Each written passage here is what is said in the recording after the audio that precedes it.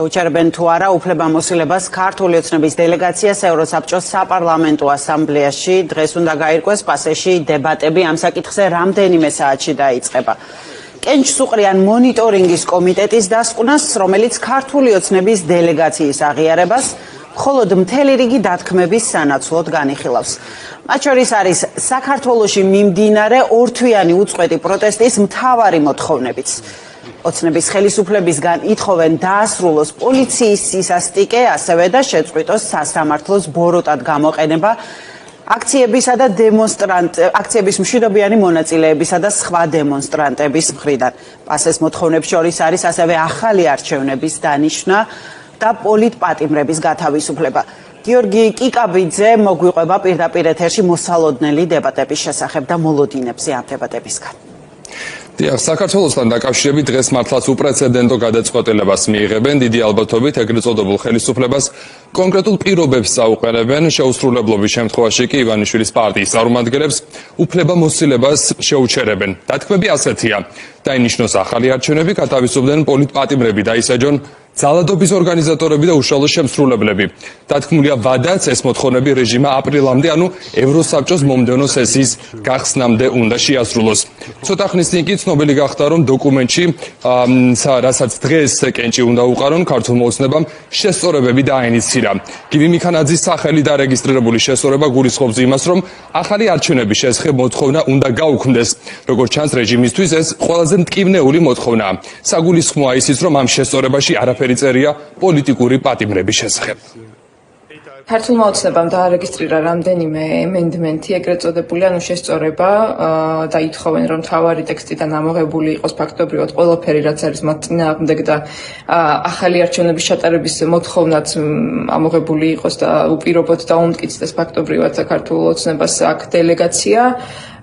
თუმცა ამ შესწორების დარეგისტრირება უბრალოდ, ანუ გატანა განხილვაზე შეუძლია აბსოლუტურად ყველას, თუ სულ რამდენიმე ხმას აგროვებს და ეს არანაირად არ ნიშნავს, რომ ეს შესწორება მთლიან დოკუმენტში შევა. მე რამდენადაც მაქვს ინფორმაცია, მთლიანი დოკუმენტი თავიდან ბოლომდე შეთანხმებულია და არც ერთი მხრიდან არ ექვემდებარება რაიმე ფუნდამენტურ გადახვევას. ეროვნული სანქციების შემდეგ ახლა უკვე ამოქმედდება სანქციები ევროსაბჭოს საპარლამენტო ასამბლეიდან, სადაც ივანიშვილის დელეგაციის წევრებს არ ექნებათ კომიტეტებში წევრობის ან მონაწილეობის უფლება და მათ მხოლოდ ფორმალურად უნარჩუნდებათ აპრილამდე უფლებამოსილება ერთადერთი მიზნით, რომ ქვეყანაში ჩაინიშნოს ახალი თავისუფალი სამართლიანი საპარლამენტო არჩევნები, რომელიც ასახავს ქართველი ხალხის თავისუფალ ნებას.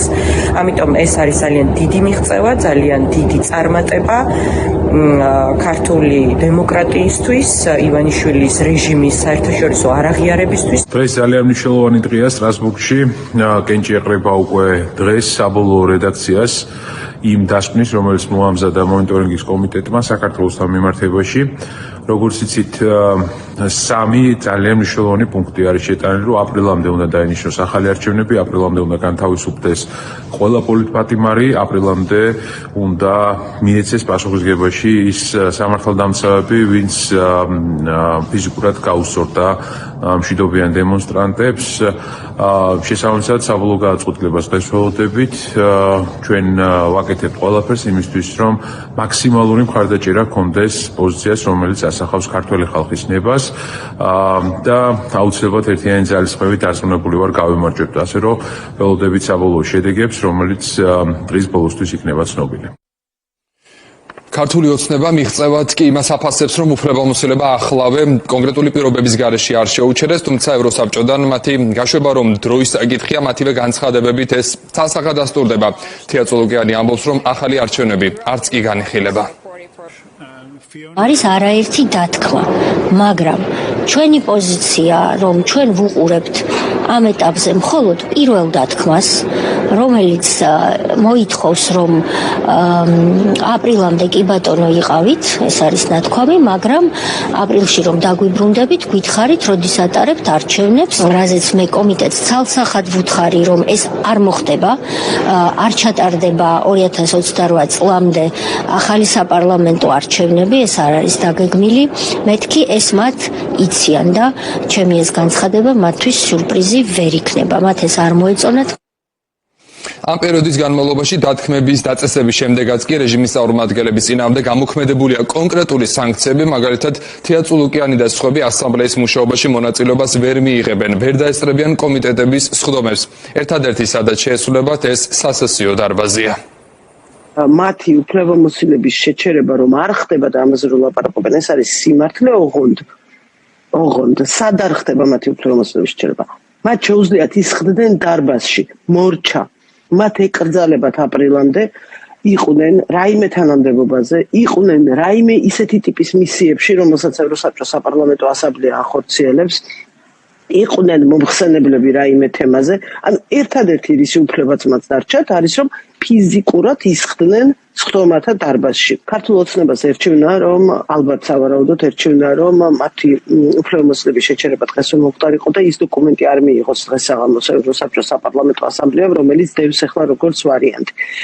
იმიტომ რომ ამ დოკუმენტში პირველად ეწერება საქართველოსთან მიმართებაში რომ ჩვენს ქვეყანაში არიან პოლიტპატიმრები. ამ დოკუმენტში წერია რომ დემოკრატიული ყველაც აი ეს არის დანიშნული. მარტო ის კი არ წერია რომ ახალი საპარლამენტო არჩევნები უნდა დაინიშნოს აპრილამდე. არამედ წერია რომ ყველა იმ ცნობის გათვალისწინებით რომელიც დემოკრატიულად ამ არჩევნების ჩატარებას სჭირდება.